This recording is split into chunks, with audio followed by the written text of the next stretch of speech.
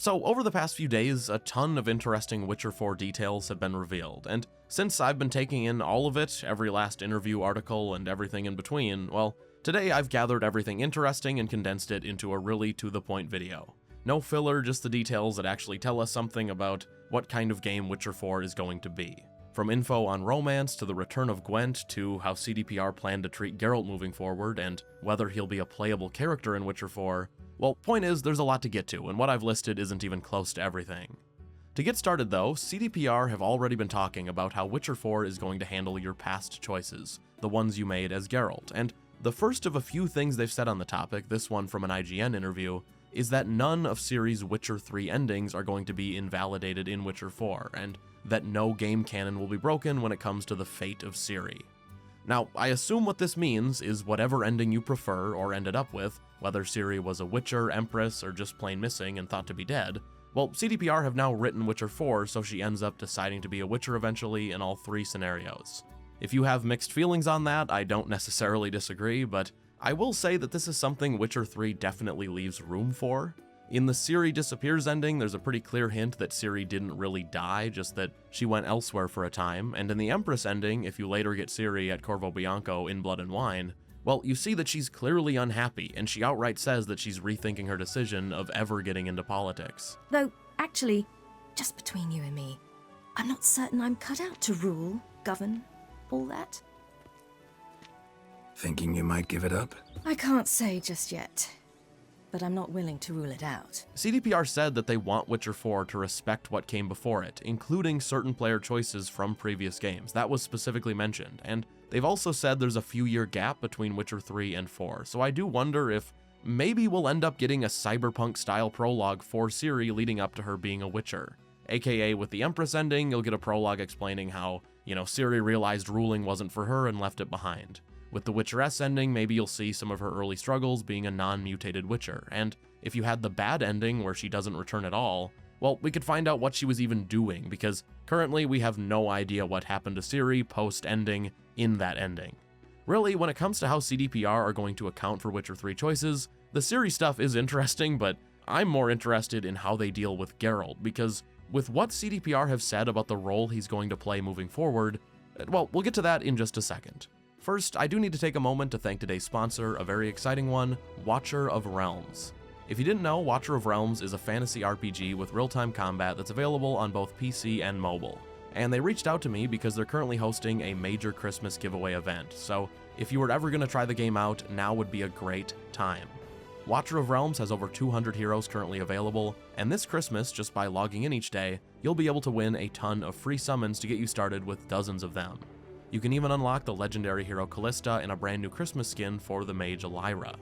All you have to do is log in each day, and if there's a specific hero you have your eye on, Watcher of Realms' new Christmas event even has a special Christmas summoning pool that will allow you to choose your favorite hero and summon until you get them. If that's not enough, Watcher of Realms' newest hero, Sun Wukong, is also included in his own event, so you'll be able to unlock a new skin for him too. If interested, now is the perfect time to check out Watcher of Realms. Just click the link in the description or scan the QR code on screen to download the game for free on PC, Android, and iOS.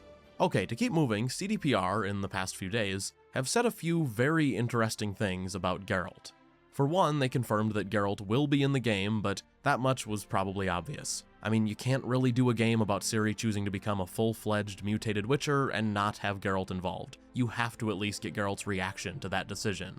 Now, I will say, I think Geralt is going to be a much bigger part of this new saga than most people are expecting. As of Blood and Wine, Geralt is only in his early 60s, his exact age was revealed in the most recent book, and for a Witcher with their slowed aging, well, Geralt is still very young, he's not even close to halfway through his life, and the idea of him never leaving Corvo Bianco for 100, 200 years is more depressing to me than anything else. He deserves his rest whenever he wants it, but I think Geralt, and Yennefer for that matter, would get very bored doing nothing for years on end, so in my opinion, Geralt and Yen and Triss being involved in Ciri's new story is only natural. That said, if you're worried about CDPR giving Geralt the Golf Club treatment, surprisingly, they've already addressed that possibility. In a recent interview, one of the devs specifically said that we can expect Geralt to be around for a long time, and he singled out a moment from the books that very much implies Geralt to still be an active Witcher about 100 years post-Witcher 3. I don't think CDPR will mess with that moment. Hopefully me saying that doesn't age horribly, but from all the interviews I've read, it sure seems like they still have a plan for Geralt and want him involved moving forward. They even mentioned him as a possible playable character in Witcher 4. Granted, what they said was that they couldn't confirm whether he'd be playable, but I would not at all be surprised to see Geralt get his own little Witcher 4, 5, 6 arc, one that coincides with and ties into whatever Ciri is up to. Geralt's involvement moving forward is going to be interesting though, especially seeing how they account for his/your choices in previous games. I think some decisions are unavoidable, like who he ends up with, Triss or Yennefer. They have to account for that, and I also don't see how they'll completely avoid the who rules what country situation. They've said Witcher 4 at least takes place in the far north, somewhere cold, so probably Kovir for at least part of the game, but even north of Redania, I just don't see how they completely avoid mentioning who rules the Northern Realms, who rules Skellige, whether Ciri's dad is even alive or not, etc. That's a topic for another day, the war outcomes and other choices that kinda need to affect Witcher 4. I'm thinking of making a video specifically dedicated to which choices I think they need to account for moving forward and how they should do it, but, well, let me know if that sounds interesting. Anyway, to rapid fire through some other news from CDPR, it was mentioned that the development of Witcher 4 was not influenced by the Netflix show. And well, you know how in Blood and Wine, Detlef has that pre-boss fight line where he says, "If you believe in any gods, start praying now"? Well, how about, if you believe in any gods, thank them for not allowing Netflix Witcher to influence Witcher 4. Now, to move on, CDPR have also seemingly confirmed that Gwent will be returning. No surprise there, honestly, but the game director on Witcher 4, Sebastian Kalemba, told GameSpot that they hear the fans and that they shouldn't worry. They know people want Gwent 2.0, and they know it's a big part of this world. Also, not that this needs to be confirmed, but romance in Witcher 4 has been confirmed. Again, the game director is the source here. He said that romance will absolutely be a part of Witcher 4, and that they want anything they do there to be very compelling and meaningful, not just romance for the sake of romance. Now, obviously, Ciri being who she is opens up a lot of possibilities, Ciri being someone who swings or, I guess, teleports both ways, so we'll have to see what CDPR come up with. A final few things though, in interviews, devs have been talking quite a lot about Witcher 4's open world, and everything so far at least has been very reassuring, the kind of talk I want to hear. They've said in a few places at this point that Witcher 4's open world will be roughly the same size as Witcher 3's, and far more interesting and important, at least in my opinion, is this. In an interview just a couple of days ago, the game's narrative director said that they didn't look at Witcher 4's open world as needing to be bigger just for the sake of it, but instead they focused on making it deeper and more immersive.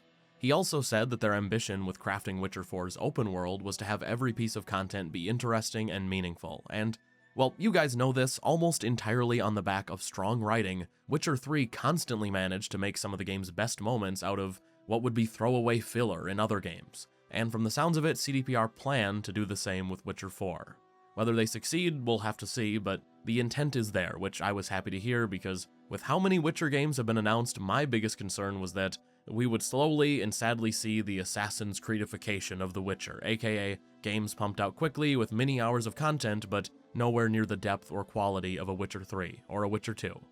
Now, the final news for today, if you remember that coin that CDPR devs were tweeting out when they announced that Witcher 4 had entered full production, well, just a few days ago, the other side of the coin that we hadn't seen before was revealed, and on it was a runic message which, when deciphered, says, "Days and nights pass, and the blood remains the same." My gut reaction says this is referencing Ciri going through the Trial of the Grasses, and her elder blood maybe not being affected by it quite the way she wants it to be, because if you happen to watch my last video where I carefully went through all of the book lore regarding Ciri becoming a Witcher and female Witchers in general, whether they're even possible, well, anyway, in that video, a Ciri theory I had is that part of her motivation for undergoing the Witcher mutations is her attempting to escape her destiny that's linked to her elder blood. And because of the way Witcher mutations interact with most people, you'd think it might work, but I'm getting the feeling it doesn't go her way, at least at the start of this new trilogy. I go into more depth in that video from the other day, but the prophecy that has dominated Ciri's life doesn't necessarily die with her, but the Witcher mutations provide a possible out, one that I'm guessing doesn't work. Anyway, if you enjoyed this video and want to see more Witcher 4 coverage, I'd definitely appreciate it if you could leave this video a like, really helps my content get out there, and similarly, if you want Witcher and Kingdom Come Deliverance 2 content in your sub box over the next few months, I think those two are going to be my main focus for a while at least. Well, anyway, this is a pretty good place to subscribe, I'd say.